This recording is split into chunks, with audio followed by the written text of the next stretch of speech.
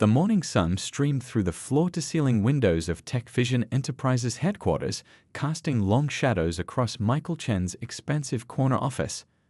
The city skyline stretched out before him, a testament to the success he'd achieved over the past 15 years. But today, the view brought him no joy. Instead, he felt a gnawing emptiness in his stomach as he stared at the employee satisfaction report on his desk. "This can't be right," he muttered, running his fingers through his slightly graying hair. The numbers were clear. Employee satisfaction had dropped by 40% in the last quarter alone. The turnover rate was climbing faster than a rocket, especially among the younger employees who were supposed to be the future of his company. Just yesterday, he'd overheard 2 employees in the elevator discussing their job searches. They hadn't recognized him, probably because he rarely left the executive floor these days. When had he become so disconnected from his own company? His phone buzzed, reminding him of the upcoming board meeting. As he gathered his papers, memories flooded back of the early days when TechVision was just a startup operating out of his garage. Back then, he'd known every employee by name. They'd shared pizzas during late-night coding sessions and celebrated each small victory together. The company culture had been like a family. The board meeting was exactly as tense as he'd expected. The shareholders were concerned about the declining employee satisfaction scores. "The numbers don't lie, Chen," said Director Rodriguez, tapping his finger on the report. "Happy employees mean productive employees. Right now, we're losing our best talent to our competitors." "Perhaps we need to increase the entertainment budget," suggested another board member. "Add more ping-pong tables to the break rooms." Michael fought the urge to roll his eyes. Ping-pong tables weren't going to fix this, but what would? He'd approved every initiative HR had suggested: casual Fridays, monthly team lunches, even meditation rooms. Yet something was clearly broken in the company culture he'd once been so proud of. After the meeting, he stood by his office window again, watching employees stream out of the building below. From up here, they looked like tiny dots moving in mysterious patterns. He couldn't make out their faces, couldn't tell if they were smiling or frowning, couldn't know if they were rushing home to their families or heading to job interviews with competitors. That's when the idea hit him. It was crazy, possibly even reckless, but the more he thought about it, the more right it felt. If he wanted to understand what was really happening in his company, he needed to see it from ground level, not from the 30th floor. He called his most trusted friend, a theater director who had worked with makeup artists for decades. "Hey, I need a favor," he said, "and you're going to think I've lost my mind." Over the next week, Michael worked with the theater professionals to create his new identity. He would become Raj Kumar, a new hire in various departments. They aged him slightly, added some gray to his temples, gave him glasses, and taught him to walk with a slight slouch to alter his usually confident posture. His executive assistant, Mrs. Wu, was the only person he told about his plan. He needed someone to maintain his regular schedule of virtual meetings and handle urgent matters. When he showed her his transformation, she gasped. "I wouldn't recognize you if you passed me in the hall," she said, circling him with wide eyes. "But sir, are you sure about this? What if someone discovers who you are?" Michael adjusted his new glasses, already feeling different in his cheaper suit and scuffed shoes. "That's exactly what I need to figure out, Mrs. Wu. What happens on the other side of that elevator door when people don't know they're talking to the CEO?" He scheduled his undercover mission to begin the following Monday. The plan was to spend 1 week in each major department: customer service, warehouse operations, innovation, and accounting. As he made the final preparations, a mix of excitement and anxiety churned in his stomach. Was he really going to do this? Sunday night, as he stood in front of his bathroom mirror practicing his new identity, his teenage daughter walked by and did a double take. "Dad, what happened to your hair? And since when do you wear glasses?" He smiled, realizing that if his own daughter barely recognized him, his disguise would certainly fool his employees. "Just trying something new, sweetheart," he said, his voice slightly altered to match Raj's character. Tomorrow morning, Michael Chen, CEO of TechVision Enterprises, would disappear. In his place, Raj Kumar would start his first day as a trainee in the customer service department. What he would discover over the next month would change not just his company, but his entire perspective on what it meant to be a leader. As he laid out his newly purchased bargain store clothes for the next day, Michael felt something he hadn't experienced in years, the nervous excitement of a first day at work. Only this time, he wouldn't be walking into his corner office. Instead, he'd be starting at the very bottom, about to see his life's work through entirely new eyes. The makeup chair felt strange to Michael Chen. He'd sat in plenty of chairs before important presentations, but nothing quite like this. The small studio space, tucked away in a quiet part of town, smelled of spirit gum and theatrical makeup. It was early Sunday morning, the perfect time to complete his transformation without being spotted by anyone from the company. "Hold still," instructed Mai, the professional makeup artist his friend had recommended. Her hands moved with precise, practiced movements across his face. She had worked in Hollywood for 20 years before moving back home to open her own studio. "This isn't just about changing how you look," she explained while applying a special foundation. "It's about creating a whole new person." Michael watched in fascination as his reflection slowly disappeared. Mai added subtle lines around his eyes and mouth, skillfully aging him by several years. The changes were small but significant: a slightly fuller nose, different eyebrow shape, and carefully applied shadows that changed the appearance of his bone structure. "The key to a convincing disguise isn't making you look completely different," Mai explained as she worked. "It's about making you look unremarkable. Someone people's eyes will slide right past." She stepped back, studying her work with a critical eye. "People notice obvious disguises. They don't notice ordinary people." Next came the hair transformation. His naturally straight black hair was treated with temporary color to add gray at the temples, then styled differently to change his appearance. The new glasses they'd chosen had thick frames that slightly magnified his eyes, making them look different from his usual contact lenses. "Now for the body language," said Leo, the theater movement coach. "The way you carry yourself screams executive. We need to change that." For the next 2 hours, Lee worked with Michael on altering his walk, his posture, even the way he held his coffee cup. "Remember, Raj Kumar isn't a CEO," Lee reminded him. "He's someone who's worked regular office jobs his whole life.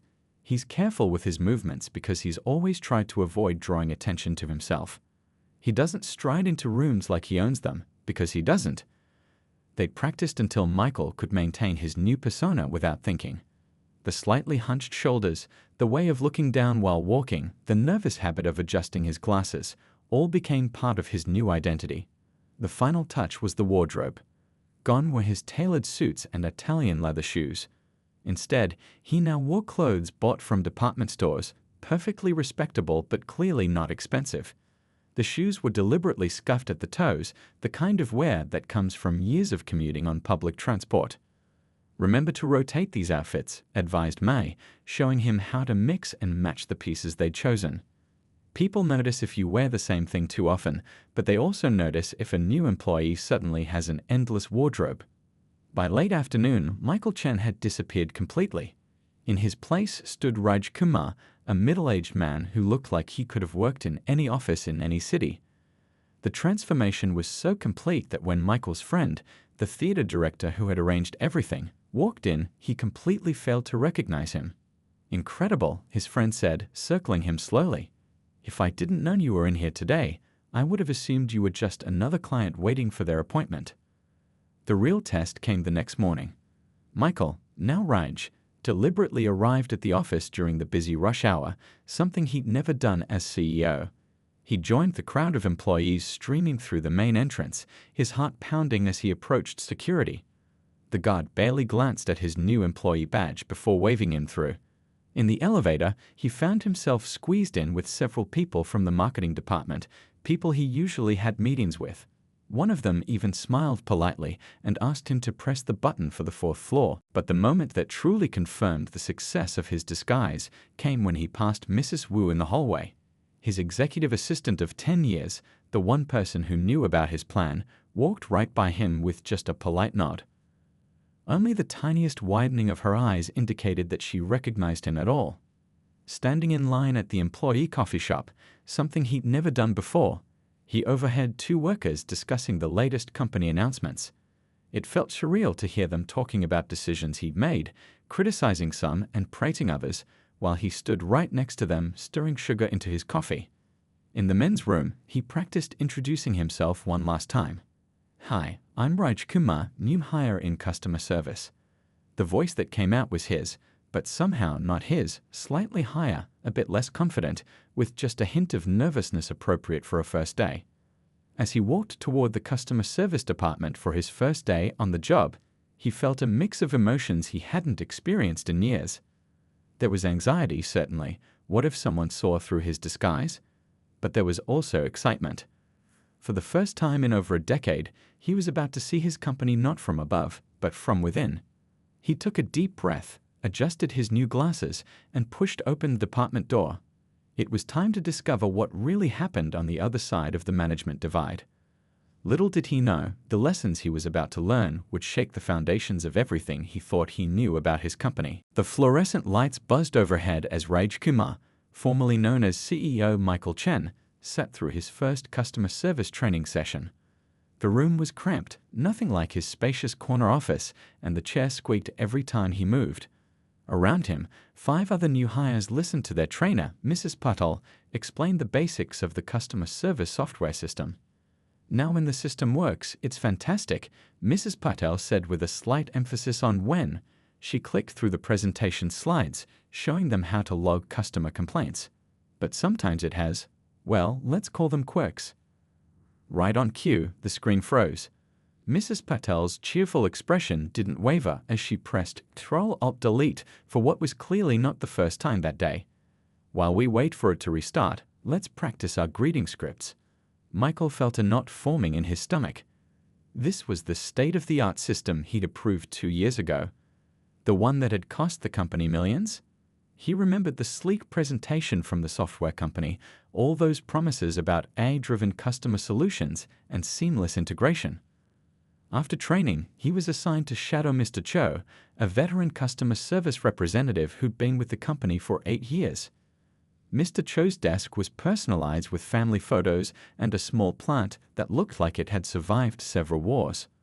"First rule," Mr. Cho said, handing him a notepad and pen. "Always have backup. System crashes at least 3 times a day." He pointed to a stack of forms beside his computer. "Paper forms are your best friend." The morning passed in a blur of calls. Michael watched in amazement as Mr. Cho handled customer after customer with patience and professionalism despite the constantly crashing system.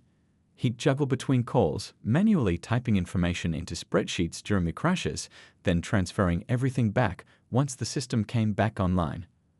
Around noon, a particularly angry customer called about a defective product. As Mr. Cho calmly handled the situation, the system crashed again.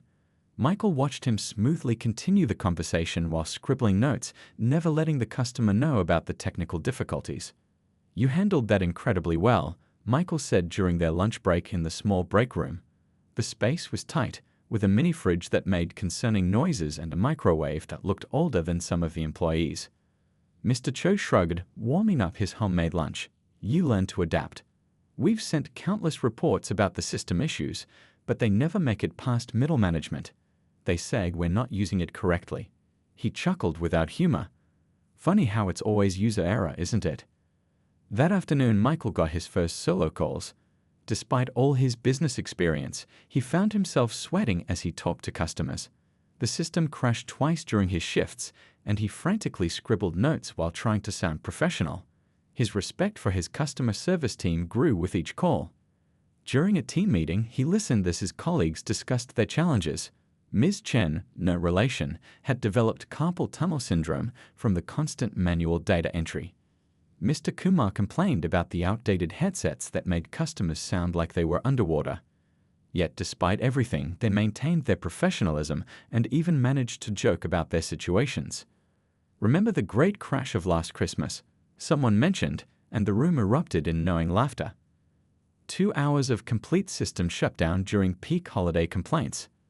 By the end of the week, Michael's eyes were strained from staring at the flickering monitors, and his hand cramped from all the manual note-taking. He'd learned that the customer service team had developed their own unofficial support system. They shared shortcuts and workarounds, helped each other during difficult calls, and maintained a hidden stash of chocolate for particularly rough days. What struck him most was their dedication. Despite the technical issues, despite feeling ignored by management, despite dealing with angry customers, they genuinely cared about helping people. They remembered regular callers by name, followed up on complex cases even after their shifts ended, and celebrated each positive customer review like a personal victory. On his last day in customer service, the system crashed just as he was handling a call from an elderly customer who needed help with a product her grandchildren had given her. Following Mr. Cho's example from earlier in the week, he kept her calm and engaged while manually documenting everything. After successfully resolving her issue, she thanked him so sincerely that he felt a lump in his throat. As he packed up his temporary desk, he thought about all the times he dismissed customer service complaints as teething problems or resistance to change. He thought about the millions spent on executive office renovations while his customer service team struggled with crashed systems and obsolete equipment. Walking out of the customer service department that Friday evening, Michael Chen, still disguised as Raj Kumar, knew that his first week had already revealed more than any executive summary ever could. But this was just the beginning. Next week, he would head to the warehouse, and somehow he suspected that would be an equally eye-opening experience. That night, in the safety of his home office, he made detailed notes about everything he'd observed. The system crashes, the workarounds, the dedication of his team, and most importantly, the way their voices went unheard by upper management. His hands shook slightly as he wrote, remembering how many times he'd signed off on dismissing their concerns without ever investigating personally. Week 1, he muttered to himself, and I already feel like a stranger in my own company. He glanced at his reflection in the window, Raj Kumar's face looking back at him, and wondered what other revelations awaited him in the weeks to come. Monday morning came with a whole new set of challenges as Raj Kumar, Michael Chen's undercover identity, reported for his first day at the company warehouse. The massive structure sat on the outskirts of the city, a building he'd only ever seen in photographs during board meetings. As he walked through the employee entrance, the first thing that hit him was the temperature. It was freezing cold. "Welcome to the icebox." A cheerful voice greeted him. It belonged to Mr. Singh, the warehouse supervisor who'd be training him. Despite the cold, Mr. Singh maintained a warm smile as he handed Raj a thin company jacket. "Sorry about the temperature. The heating system's been acting up for months." Michael remembered approving the budget for a state-of-the-art environmental control system just last year. Where had that money gone? He pulled the jacket tighter, noticing how many other workers were wearing their own heavy coats, despite being indoors. "First things first," Mr. Singh said, leading him through the maze of towering shelves. "Safety training." He pointed to various markers on the floor, emergency exits, and the locations of first aid kits. "We take safety seriously here, even if the building doesn't always cooperate." The morning was spent learning the inventory tracking system. Unlike the customer service software, this one actually worked, mostly because it was so old it barely had any features to malfunction. Workers had to manually count items and double-check everything because the system's error rate was so high. During the lunch break, Michael sat with a group of warehouse workers in the break room. The space was small and chilly, with 2 microwave ovens, one of which had an out of order sign that looked months old. Everyone was wearing layers of clothing, some even keeping their gloves on while eating. "You'll get used to the cold," said Mrs. Lee, a woman in her 50s who'd been working there for 12 years. She pulled out a thermos of hot soup and shared it with everyone at the table. "We look out for each other here. Have to, since nobody else does." Throughout the week, Michael learned about the unofficial support system the warehouse workers had created. They shared hand warmers during cold days, brought extra food for colleagues who were struggling financially, and covered for each other when someone needed to attend their children's school events. He discovered that many of his warehouse employees worked second jobs. Mr. Patel drove for a rideshare service after his shifts. Mrs. Rodriguez sold homemade food on weekends. Yet despite their financial struggles, they maintained incredible efficiency in their work. The warehouse team had developed their own system of hand signals to communicate across the noisy space, their own shortcuts through the maze of shelves, and their own methods of predicting which items would be needed where. They worked like a well-oiled machine, despite the challenging conditions. One afternoon, the temperature suddenly soared as the malfunctioning system switched from freezing to heating. Workers quickly shed layers, but kept working without complaint. Michael watched in amazement as they adapted to the extreme change without missing a beat. "It's like this every day," explained Mr. Kim, wiping sweat from his forehead. "Sometimes we get all 4 seasons in one shift." He laughed, but Michael could see the exhaustion in his eyes. "We've reported it countless times, but apparently fixing it isn't in the budget." The most eye-opening moment came during a sudden rush order. A major client needed their shipment immediately, and the entire warehouse sprang into action. Michael watched in awe as the team coordinated seamlessly, using their informal systems to locate, pack, and ship the items in record time. "That's why we can't follow the official procedures," Mr. Singh explained later. "They look good on paper, but they don't work in reality. We had to create our own ways to meet the deadlines." On Thursday, Michael witnessed something that brought tears to his eyes. One of the younger workers, Mr. Thompson, was struggling to stay awake during his shift.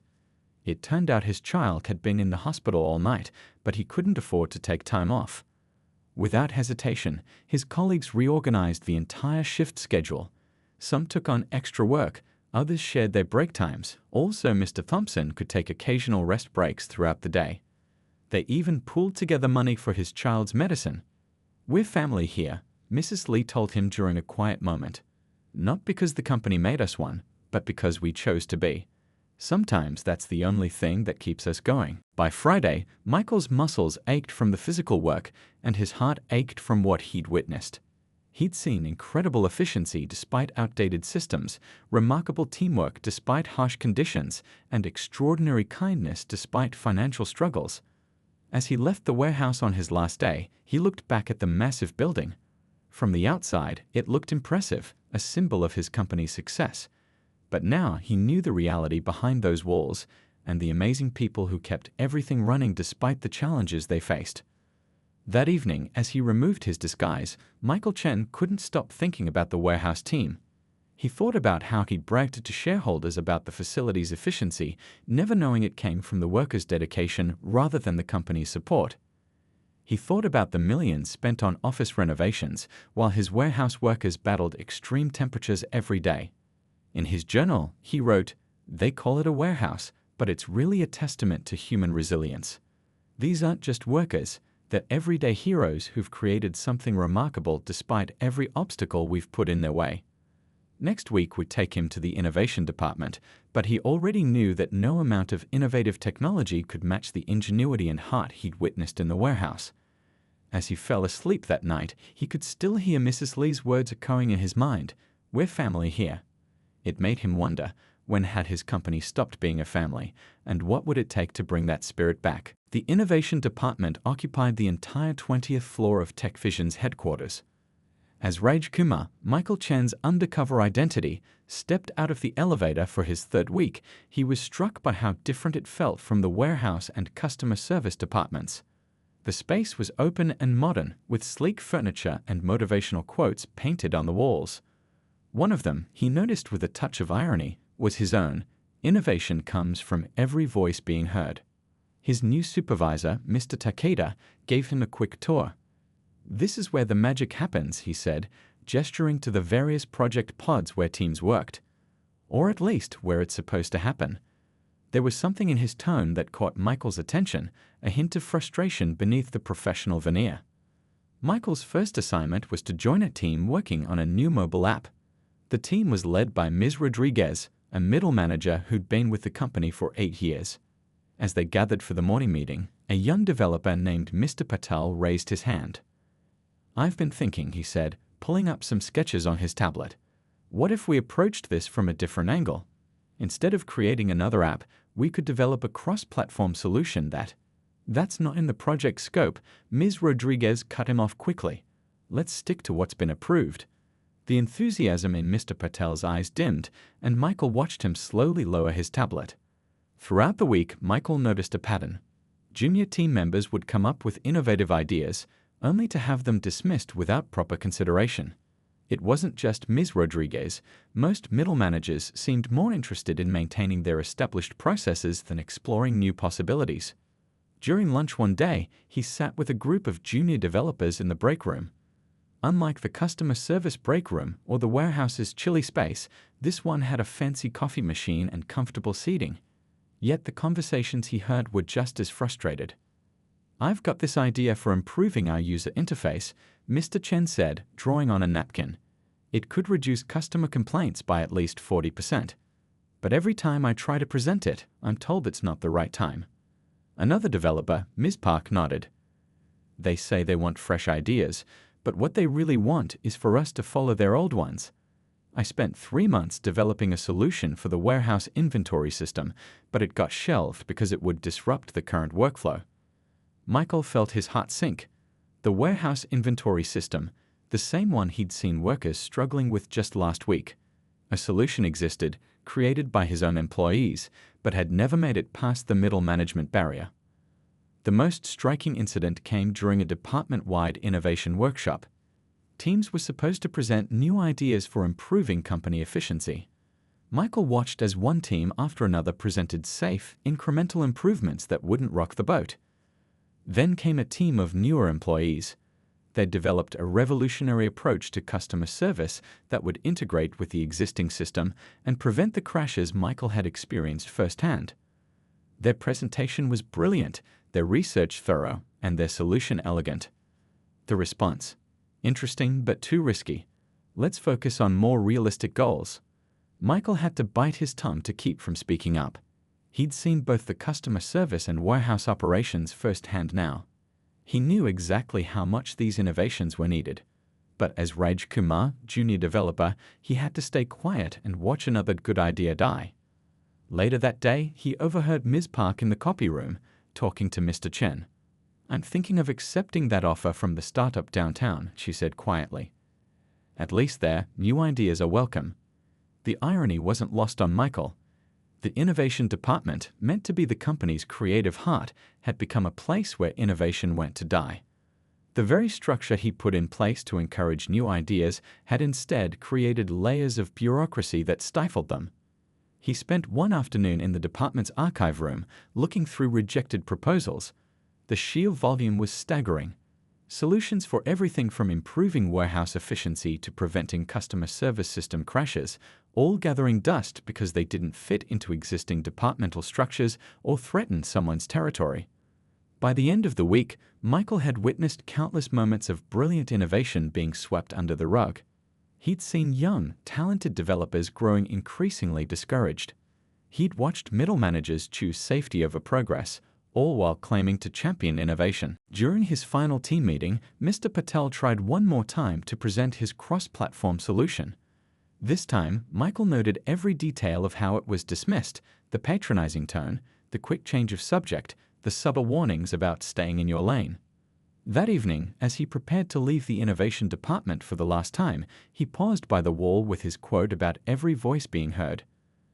A young developer was standing there too, staring at the words. "Nice quote," the developer said, not knowing he was speaking to its author. "Shame it's just words on a wall." In his journal that night, Michael wrote, "We built an innovation department that's afraid of innovation. We asked for new ideas but created a system that punishes them. We invited every voice to speak, then systematically silenced them.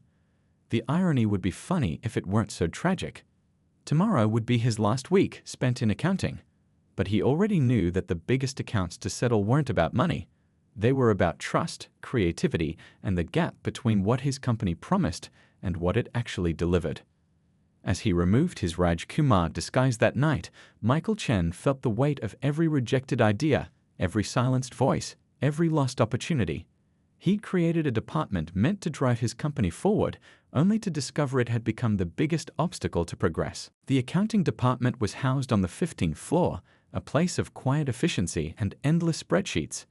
As Raj Kumar, Michael Chen's undercover persona, began his final week, he expected it to be the least eventful of his journey. He couldn't have been more wrong. The department head, Mrs. Yang, assigned him to work with Mr. Kapoor, a senior accountant who'd been with the company for 12 years. Mr. Kapoor's desk was immaculately organized, with family photos carefully arranged at one corner. One photo showed a young girl in a dance costume, beaming at the camera. "That's my daughter," Mr. Kapoor said proudly when he caught Michael looking. "She's got her big dance recital this Friday. First time she's got a solo part." His face fell slightly. "Though I might not make it, with the quarter-end reports due." Michael felt a familiar twist in his stomach. He remembered signing off on the new overtime policy last year. Mandatory extra hours during quarter-end closing, no exceptions. The policy had looked perfectly reasonable on paper, just another efficiency measure to ensure timely reporting. The week progressed, and Michael observed the quiet dedication of the accounting team. They weren't just number crunchers. They were people juggling complex lives around increasingly demanding work schedules. Mrs. Lee worked through her lunch breaks to pick up her son from school. Mr. Anderson came in early to care for his elderly mother in the evenings. On Wednesday, Michael overheard a conversation that would haunt him. Mr. Kapoor was on the phone with his wife, speaking quietly in his cubicle. "I know I promised to be there," he said, his voice strained. "But they've added another urgent report. No, I can't ask for an exception. Remember what happened to Mr. Wilson when he missed the last deadline?" He listened for a moment, then sighed. "Could you record it? I know it's not the same." That evening, Michael watched Mr. Kapoor stay late into the night, methodically working through stacks of reports. The overhead lights had dimmed to their evening setting, casting long shadows across the empty office. Mr. Kapoor's desk lamp was one of only 3 still lit on the entire floor. Thursday brought more revelations. During a team meeting, Mr. Kapoor presented a proposal he'd been working on for months, a new automated reporting system that could significantly reduce overtime hours. The presentation was thorough, the potential savings substantial. The response from upper management: "We'll take it under advisement." Michael recognized the polite dismissal. He used it himself countless times. Friday morning arrived with a heavy atmosphere. Mr. Kapoor's daughter's recital was scheduled for 7 p.m. The quarterly reports were due at 9 p.m. Despite working through lunch and skipping breaks, the team was still behind schedule due to last-minute requests from corporate. Around 6 p.m., Michael watched Mr. Kapoor stare at his daughter's photo while on hold with the corporate office. The hold music played cheerfully in the background, a stark contrast to the pain evident on his face. When the call ended, Mr. Kapoor turned to Mrs. Yan. "I know it's a lot to ask," he began, "but is there any way?" "I'm sorry," she interrupted, genuine regret in her voice. "But you know the policy. Quarter-end reports are mandatory, no exceptions." Michael watched as Mr. Kapoor called his wife again, his voice breaking as he explained he wouldn't make it. In the background, he could hear a child crying. That was the moment something broke inside Michael Chen. He'd spent 3 weeks watching his employees struggle with broken systems, harsh conditions, and stifled innovation. But this, watching a father miss his daughter's first solo dance recital because of a policy he'd created without considering its human cost, this was his breaking point. Unable to maintain his composure, Michael mumbled an excuse and hurried to his executive office on the top floor. As soon as the door closed behind him, he ripped off his disguise, the glasses, the wig, the carefully applied makeup. In the wall-length mirror, CEO Michael Chen stared back at himself, but he hardly recognized the person he'd become. How many other moments had his employees missed? How many family dinners, school plays, birthday parties, and bedtime stories had been sacrificed to policies that looked good on paper but destroyed morale in practice? He thought about the customer service team manually recording complaints because the expensive software system kept crashing. He remembered the warehouse workers sharing hand warmers and covering for each other through extreme temperatures. He recalled the bright-eyed developers in the innovation department, their ideas dying under layers of bureaucracy. And now, Mr. Kapoor, missing his daughter's big moment because of an inflexible policy that valued reports over people. Michael sank into his chair, overwhelmed by the weight of everything he'd witnessed. On his desk sat the latest quarterly profit report, numbers that meant nothing compared to the human cost of achieving them. Taking out his journal, he began to write, his hands shaking. "We've built a profitable company at the expense of our humanity. We've created policies that look perfect in boardroom presentations but crushed the spirit of our people. We've forgotten that a company isn't just balance sheets and procedures, it's human beings with lives, dreams, and families." As the sun set over the city skyline, Michael Chen made a decision. Tomorrow, he would return as CEO, but not the same one who had started this journey. The company needed more than just policy changes. It needed a complete transformation, starting from the ground up. His phone buzzed with a message from the board about the upcoming quarterly meeting. Looking at it, Michael felt a new resolve. He had graphs and charts showing rising profits, but now he had something more valuable, the truth about what those profits were costing his people. It was time for a change, and it would start right now. Picking up his phone, he dialed Mrs. Yang's extension in accounting. "This is CEO Chen," he said, his voice firm. "I'm issuing an immediate exception to the overtime policy. Tell Mr. Kapoor to go to his daughter's recital. The reports can wait until Monday." It was a small change, but it was just the beginning. Michael Chen had spent 3 weeks walking in his employees' shoes, and now he knew exactly what needed to be done to make things right. Monday morning dawned bright and clear as Michael Chen walked into TechVision's headquarters. This time as himself, no disguise needed. He'd spent the entire weekend planning, fueled by everything he'd witnessed over the past month. His executive assistant, Mrs. Wu, did a double take when she saw the determination in his eyes. "Cancel all my regular meetings for the week," he instructed. "We're going to do things differently from now on." He pulled out his notebook, the one filled with observations from his time undercover. "And please call an all-hands meeting for this afternoon. Every department, every level." Word spread quickly through the building. By lunchtime, the excitement was palpable. Nobody could remember the last time the CEO had called an all-hands meeting with every single employee included. At 2 p.m. sharp, Michael stood before his assembled workforce in the company's largest conference space. Some employees had to join virtually from the warehouse location, their faces appearing on large screens. Looking out at the sea of familiar faces, people he'd worked alongside without them knowing, he felt a surge of emotion. "For the past month," he began, "I've been working among you under a different name." A murmur rippled through the crowd. "I became Raj Kumar, and I worked in customer service, in our warehouse, in innovation, and in accounting. What I learned changed everything I thought I knew about our company." He watched realization dawn on various faces. Mr. Cho from customer service sat up straighter. Mrs. Lee from the warehouse covered her mouth in surprise. Mr. Patel from innovation leaned forward, eyes wide. "I saw our customer service team fighting with a broken system, manually recording complaints because the software we bought keeps crashing. I experienced the freezing cold and sweltering heat in our warehouse, where our incredible team maintains efficiency despite everything.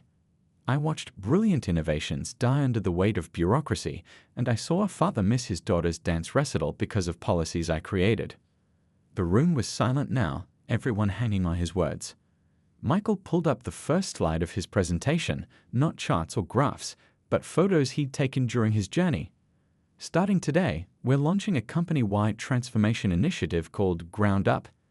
Because that's where real change happens, from the ground up, not from the top down." He outlined the immediate changes. The customer service department would get a completely new system, developed in-house by their own innovation team. Specifically, Mr. Patel's cross-platform solution that had been previously rejected. The warehouse would receive an immediate upgrade to its environmental control system, plus implementation of Ms. Park's inventory management solution that had been gathering dust. Every employee would get a raise to eliminate the need for second jobs.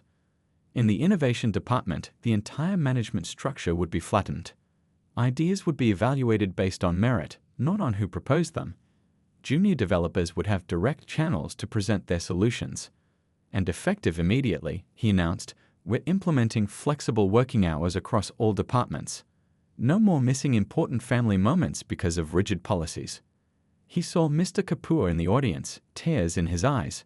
"How was the recital?" Michael asked him directly. Mr. Kapoor stood, surprised at being addressed. "It was beautiful, sir. My daughter was perfect." "That's what matters," Michael said. "Not reports, not deadlines, people. We've forgotten that somewhere along the way." The changes didn't stop there. Michael announced the creation of a new oversight committee composed of employees from every level and department. They would have direct access to senior management, ensuring that problems couldn't be buried under layers of bureaucracy anymore. "We're also establishing a ground-up fund," he continued. "Any employee can propose improvements for their department with guaranteed funding for viable solutions. Because you're the ones doing the work, you know best what needs fixing. The energy in the room was electric. People who had looked defeated just hours ago now sat up straight, eyes shining with hope. But most importantly, Michael said, we're bringing back something we've lost, our sense of family. Mrs. Lee in the warehouse told me, we're family here, not because the company made us one, but because we chose to be. It's time for the company to make that choice too. Over the next year, TechVision underwent a complete transformation. The new customer service system, developed by their own team, reduced complaints by 60%. The warehouse became a model of efficiency and worker comfort. The innovation department flourished under its new structure, producing more breakthroughs in 6 months than in the previous 3 years. Employee satisfaction scores skyrocketed. Turnover dropped to its lowest level ever. The company's productivity increased, not because of pressure from above, but because people felt valued and heard. Michael kept his promise about staying connected. He regularly spent time working alongside teams in different departments. No disguise needed this time. The company newsletter started featuring stories about employees' achievements both at work and in their personal lives. During that year's holiday party, Michael stood back and watched his employees celebrating together. He saw customer service representatives chatting with warehouse workers, developers sharing jokes with accountants, all barriers broken down. Mrs. Wu appeared at his side. Quite a change from last year, she observed. Michael nodded, thinking back to that first day as Raj Kumar. You know what the biggest lesson was? He said. Success isn't about systems or policies or even profits. It's about people. When you take care of your people, everything else falls into place. As if to prove his point, Mr. Kapoor's daughter performed a dance routine at the party, the same one she'd done at her recital. This time, not only her father, but her entire TechVision family was there to cheer her on. The company's story became a case study in business schools, but Michael wasn't interested in the acclaim. He was more proud of the small moments, seeing employees leaving on time to be with their families, watching innovations flourish, hearing laughter in the hallways. The best view of a company isn't from the top floor, he often said in interviews. It's from the ground up. Sometimes you have to lose your corner office to find your way back to what really matters. And every year, on the anniversary of his first day as Raj Kumar, Michael Chen would spend a week working in a different department, no disguise needed. Because he'd learned that the best way to lead wasn't from above, but from alongside.